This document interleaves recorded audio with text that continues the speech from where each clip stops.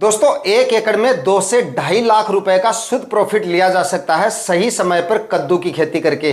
तो आज के इस वीडियो में इसी टॉपिक पर बात होने वाली है, यानी कि पंपकिन फार्मिंग, कद्दू की खेती के बारे में।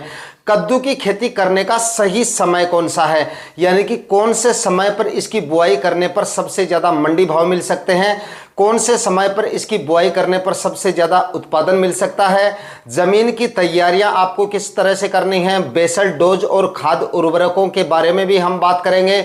लगाने का सही तरीका कौन सा है, जमीन की तैयारियां आपको किस तरह से करनी है, साधारण विधि से आप इसकी खेती कर सकते हैं या फिर ड्रिप इरिगेशन या प्लास्टिक मल्च से इसकी खेती करनी है। टू जेड जानकारियां आज के इस वीडियो में आपके साथ शेयर करने वाला हूं, तो इस वीडियो को लास्ट तक वॉच करना है। चैनल पे नए हैं या अभी तक आपने चैनल को सब्सक्राइब नहीं किया है तो चैनल को सब्सक्राइब कर लीजिए और साथ में बेल आइकन भी प्रेस कर दीजिएगा ताकि समय समय पे आपको खेतीबाड़ी से रिलेटेड वीडियोज मिलते रहें। नमस्कार दोस्तों, मेरा नाम है सुरेश और आप देख रहे हैं खेत किसान झुंझुनू। तो मित्रों, सबसे पहले हम बात करेंगे कद्दू की खेती करने का सही समय कौन सा है। तो कद्दू की खेती वैसे तो साल में 2 बार की जाती है, एक तो जून माह से लेकर और अगस्त माह तक। जून माह के पहले सप्ताह में भी कुछ राज्य ऐसे हैं जहां पे इसकी खेती की जाती है, कहीं जगह पर जून के मध्य माह में इसको लगाया जाता है और कहीं कहीं पर इसको जून के आखिरी सप्ताह में भी आप इसकी खेती कर सकते हैं, यानी कि वो आपकी क्लाइमेट कंडीशन पे डिपेंड करता है। वो हम आगे बात कर लेंगे कि इसके लिए क्लाइमेट कंडीशन किस तरह की होनी चाहिए। तो जून माह के पहले सप्ताह से लेकर और अगस्त माह तक आप इसकी खेती कभी भी कर सकते हैं। अगस्त माह के बाद में अगर आप इसकी खेती करते हैं तो उसके बाद में आपको आगे समय कम मिलता है, उत्पादन आपको कम समय तक ही मिल पाता है। इसलिए अगस्त माह के आखिरी सप्ताह तक कभी भी आप इसकी बुआई कर सकते हैं। और उसके बाद में गर्मियों में उगाई जाने वाले समय की बात करें तो फरवरी और मार्च माह में आप इसकी खेती कभी भी कर सकते हैं। लेकिन जो किसान भाई इसकी गर्मियों में अगेती खेती करते हैं वो इसकी खेती नवंबर और दिसंबर माह में करते हैं, यानी कि नवंबर और दिसंबर माह में इसकी सीड शोइंग कर दी जाती है। लेकिन उस समय इसकी खेती लो टनल विधि से की जाती है, यानी कि क्रॉप कवर की सहायता से की जाती है, फसलों को पाले से और सर्दी से बचाने के लिए। तो ये तो हो गई सही समय की बात। अब बात कर लेते हैं जलवायु और क्लाइमेट कंडीशन किस तरह की होनी चाहिए। तो कद्दू की खेती करने के लिए मिनिमम टेम्परेचर जो है वो 15 डिग्री के आसपास तक होने चाहिए और मैक्सिमम टेम्परेचर जो है वो 37 से लेकर और 38-39 डिग्री के आसपास तक होने चाहिए, तब कद्दू की सफल खेती की जा सकती है। हालांकि टेम्परेचर कई बार अगर कुछ राज्यों में बढ़ जाते हैं तो वैसे इसकी खेती 40-42 डिग्री तक भी की जा सकती है, लेकिन उस समय पर आपकी फ्रूटिंग कम हो जाती है, उत्पादन इससे आपको थोड़ा सा कम मिलता है, फसलों की ग्रोथ भी उस समय पर इस ऐसे कंडीशन में जो है वो कम होती है। हीट वेव या ज़्यादा टेम्परेचर होते हैं, लू वगैरह चलती हैं, तो ऐसे समय में फ्लोरिंग आपकी कम देखने को मिलती है और ग्रोथ भी प्लांट की काफ़ी कम होती है।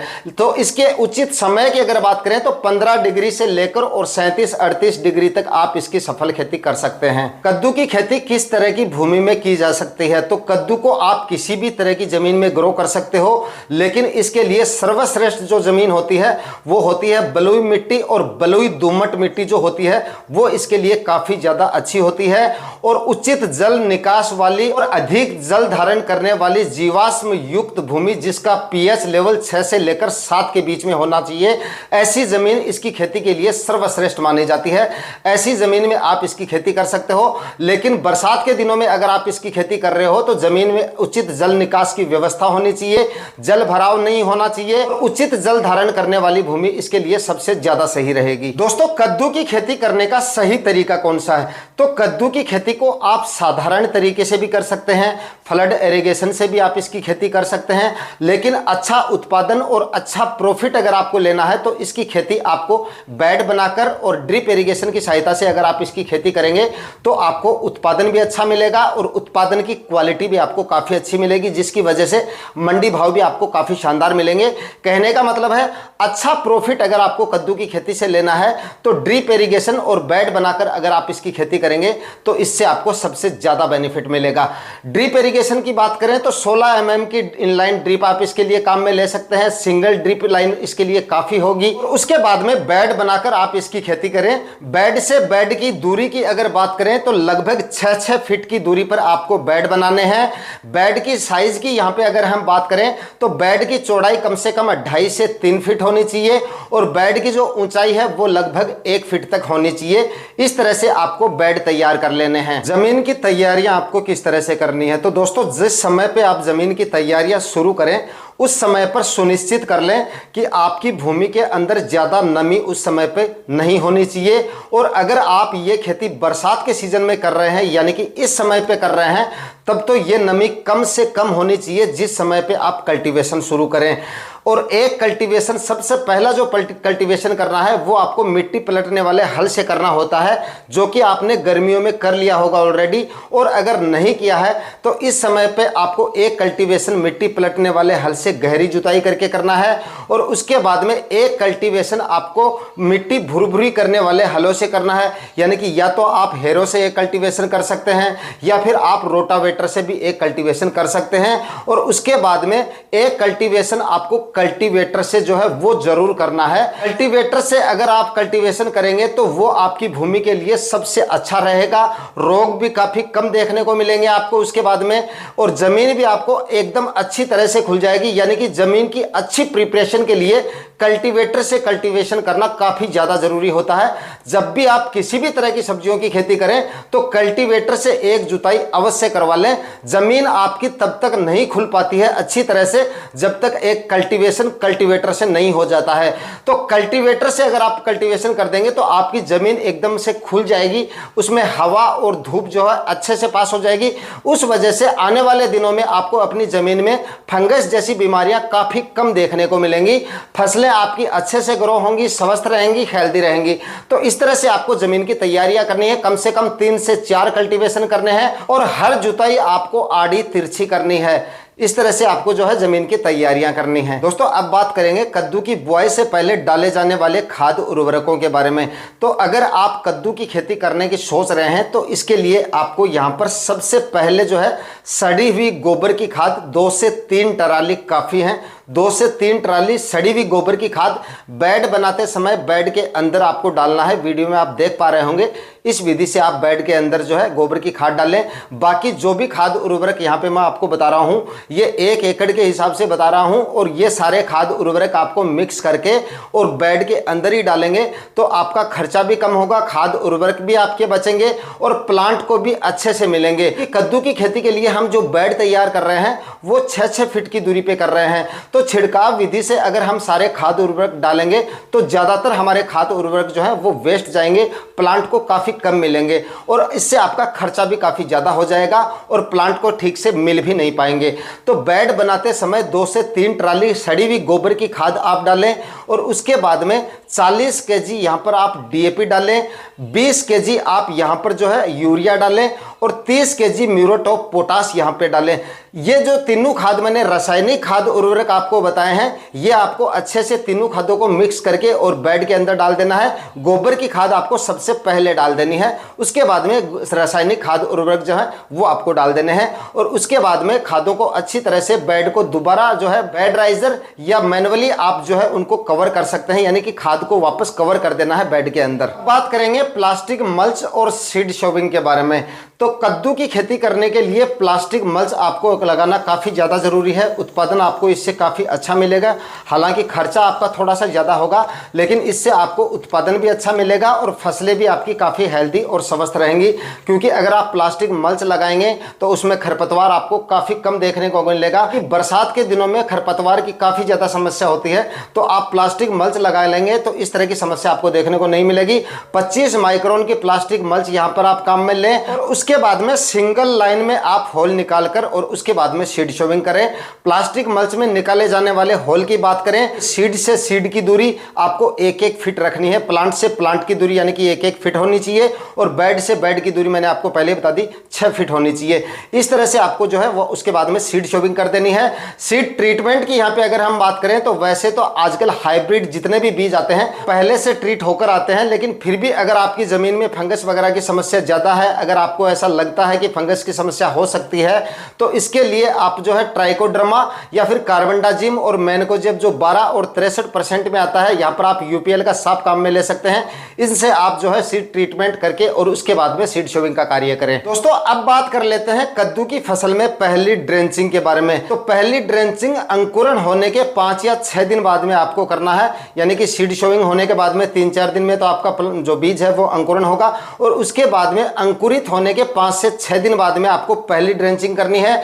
और पहली ड्रेंचिंग में आप यूपीएल का साफ पाउडर जो है वो काम में ले सकते हो, या फिर पावर ग्रो का मेंडोज आता है वो आप काम में ले सकते हो, या फिर आप धानुस्टिन भी काम में ले सकते हो, फिर बावेस्टिन जो फंगिसाइड आता है वो भी आप काम में ले सकते हो। इसकी जो डोज रखनी है वो आपको 500 ग्राम प्रति एकड़ के हिसाब से इसकी आपको डोज रखनी है। और ये पहला ड्रेंचिंग काफी ज्यादा आवश्यक होता है आपकी फसलों में, क्योंकि शुरुआती अवस्थाओं में प्लांट में कमर तोड़ यानी कि पीलापन जैसी समस्या होती है, ये सबसे ज्यादा देखी जाती है और इस वजह से काफी ज्यादा प्लांट खराब हो जाते हैं, पूरी फसल प्रभावित हो जाती है।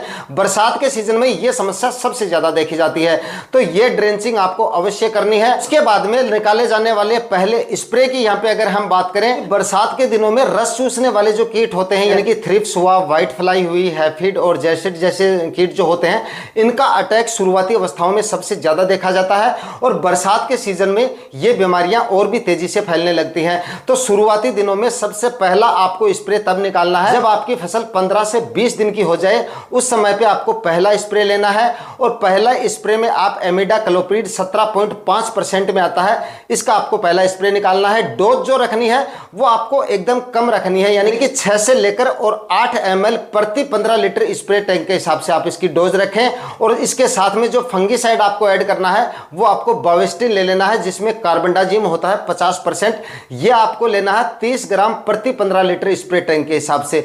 इन दोनों का आपको एक स्प्रे जरूर निकाल देना है। और उसके बाद में जब आपकी फसल 30 से 35 दिन की हो जाती है या 30 से 40 दिन की हो जाती है, उस अवस्था में आपकी फसल में निराई गुड़ाई जो है वो आपको जरूर कर देनी है, क्योंकि आपने बेड जो है वो 6-6 फीट की दूरी पे बनाए हैं और बीच में जो स्पेस है वो खाली पड़ा है, उसमें खरपतवार होंगे। उन खरपतवारों को इस अवस्था में निकालना सबसे ज्यादा जरूरी होता है, वरना खरपतवार रहेंगे तो आपकी फसलों में बीमारियां सबसे ज्यादा देखने को मिलेंगी। रस चूसने वाले कीटों का अटैक काफी तेजी से होगा, फसलें आपकी काफी ज्यादा प्रभावित हो जाती हैं। 30 से 40 दिन की अवस्था में आप इसमें निराई गुड़ाई का कार्य कंप्लीट करके और अपने प्लॉट को एकदम साफ सुथरा रखेंगे तो इससे आपका उत्पादन भी अच्छा होगा और उत्पादन की क्वालिटी भी आपको अच्छी मिलेगी। बाद में जब आपकी कद्दू की फसल फ्रूटिंग अवस्था में आती है तो फ्रूट फ्लाई का अटैक सबसे ज्यादा होते हैं। यहाँ पर आप येलो और ब्लू स्टिकी ट्रैप जो होते हैं वो आपको काम में लेने हैं। जब आपकी फसल 30 दिन के अवस्था में आ जाए उसी समय पे आपको ये ट्रैप लगा देने हैं। और उसके बाद में फ्रूट फ्लाई जो ट्रैप होते हैं 1 एकड़ में 15 से 20 फ्रूट फ्लाई ट्रैप आपको अवश्य लगा देने हैं। ट्रैप लगाने के बावजूद भी अगर आपको फ्रूट फ्लाई का अटैक अपनी फसलों में दिखाई दे रहा है तो यहाँ पर आप जो है सोलोमोन आता है बायर कंपनी का, जिसका रासायनिक संगठन इमिडाक्लोप्रिड और बीटा साइक्लोथ्रीन होता है, इसका आपको स्प्रे निकाल देना है। इसके डोज की यहाँ पे अगर हम बात करें तो 8 से लेकर 10 ml प्रति 15 लीटर स्प्रे टैंक के हिसाब से आपको इसका डोज रखना है। और इसके साथ में फंगिसाइड की यहाँ पे अगर हम बात करें तो बायर कंपनी का एंट्राकोल जो फंगिसाइड आता है जिसके अंदर प्रोपिनेब होता है, ये आपको साथ में ऐड जरूर कर लेना है। ये आपको 40 ग्राम प्रति 15 लीटर स्प्रे टैंक के हिसाब से दोनों का आपको एक साथ ही स्प्रे निकाल देना है। और उसके बाद में हर 10-12 दिन के अंतराल से ये स्प्रे आपको निकालते रहना है। कद्दू की फसल में होने वाले सबसे जरूरी फर्टिगेशन कौन कौन से हैं जिससे आपको उत्पादन काफी अच्छा मिले, प्रॉफिट आपको सबसे अच्छा मिले? तो इसके लिए आपको सबसे पहला जो फर्टिगेशन करना है वो तब करना है जब आपकी फसल लगभग 15 से 20 दिन की अवस्था में आती है, तब आपको यहाँ पर एक पहला फर्टिगेशन करना है। और पहले फर्टिगेशन में आपको लेना है NPK 19-19-19। इसकी जो डोज रखनी है वो रखनी है 2 से 3 kg प्रति एकड़ के हिसाब से। ड्रिप इरिगेशन की सहायता से आप ये फर्टिगेशन कर सकते हैं। और अगर प्लांट की छोटी अवस्था में आप ये फर्टिगेशन कर रहे हैं तो यहाँ पर ये फर्टिगेशन आपको जो है ड्रेंचिंग विधि से करना है, क्योंकि उस समय पे छोटी अवस्था में अगर आप कर रहे हैं तो यहाँ पर आपके प्लांट की ग्रोथ इतनी ज़्यादा नहीं हो पाती है, यानी कि जड़ों का विकास इतना ज़्यादा नहीं हो पाता है। इस वजह से ड्रिप इरिगेशन से अगर आप फर्टिगेशन करेंगे तो प्लांट को सही से नहीं मिल पाता है, इसलिए आप जो है ड्रेंचिंग विधि से जड़ों में आप डालेंगे तो इसके ज़्यादा रिजल्ट मिलेंगे। और उसके बाद में दूसरे फर्टिगेशन की यहाँ पे अगर हम बात करें तो दूसरा फर्टिगेशन आपको तब करना होता है जब आपकी फसल फ्रूटिंग अवस्था में आती है। फ्रूटिंग अवस्था में फसल आने के बाद में आपको फर्टिगेशन करना है NPK 12-61-0 का। यहाँ पर आपको खुराक रखनी है 3 kg प्रति एकड़ के हिसाब से।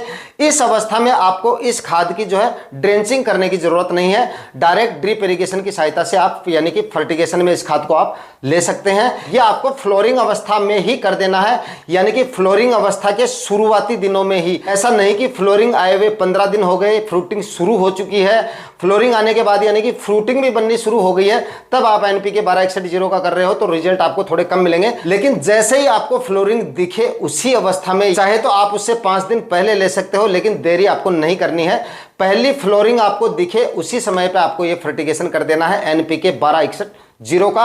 उसके बाद में दूसरा फर्टिगेशन आपको तब करना है जब छोटे छोटे फल बनने शुरू हो जाते हैं, तब आपको यहाँ पे तीसरा फर्टिगेशन करना है। और तीसरे फर्टिगेशन में आपको लेना है एनपीके 05234। इसकी खुराक की बात करें तो इसको भी आपको जो है 3 kg प्रति एकड़ के हिसाब से लेना है, और ये भी आप ड्रिप इरिगेशन की सहायता से ही कर सकते हो। दोस्तों एनपीके 1261 और एनपीके 05234 ये दोनों फर्टिगेशन करने के बाद में आपके फल की साइज भी आपको काफी अच्छी मिलेगी, फल की क्वालिटी भी आपको काफी अच्छी मिलेगी। और एनपीके 1261 करने के बाद में जो फ्लोरिंग, जो फूल आपके ड्रॉप होते हैं, कुछ नहीं कि फूल कई बार ड्रॉप होने लग जाते हैं, फल कम बनते हैं, ऐसी समस्या आपको कम देखने को मिलेगी कि इसमें 61% फास्फोरस की मात्रा होती है, जिससे जड़ों का विकास भी काफी अच्छा होता है और फ्रूट सेटिंग भी आपकी काफी अच्छे से होने लगती है। तो ये दोनों फर्टिगेशन काफी ज्यादा जरूरी है आपकी फसल में। और उसके बाद में आखिरी फर्टिगेशन की बात करें तो आखिरी फर्टिगेशन यहां पर आप जो है एनपीके 13045 का ले सकते हैं, जिसके बाद में आपकी फसल और अच्छे से ग्रो करेगी और अच्छी फ्रूट सेट आपको देखने को मिलेंगे, फल की क्वालिटी और इंप्रूव होगी। फल की क्वालिटी सबसे ज्यादा मैटर करती है।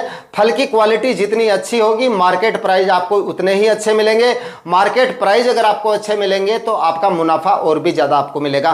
तो इस तरह से ये फर्टिगेशन कर सकते हैं। स्प्रे भी मैंने आपको यहां पर बता दिया है, मुख्य कौन से ज्यादा स्प्रे किए जाते हैं। कंप्लीट जानकारियां कद्दू की खेती के बारे में इस वीडियो में मैंने आपके साथ शेयर की है। अगर वीडियो आपके लिए इंफॉर्मेटिव रहा तो वीडियो को लाइक और शेयर जरूर कीजिएगा। चैनल पे नए हैं तो सब्सक्राइब जरूर कर लीजिएगा। वीडियो आपने अभी तक देखा, लास्ट तक आप बने रहे, इसके लिए आपका दिल से धन्यवाद। मिलते हैं किसी और वीडियो में नए टॉपिक के साथ, तब तक के लिए जय हिंद, वंदे मातरम।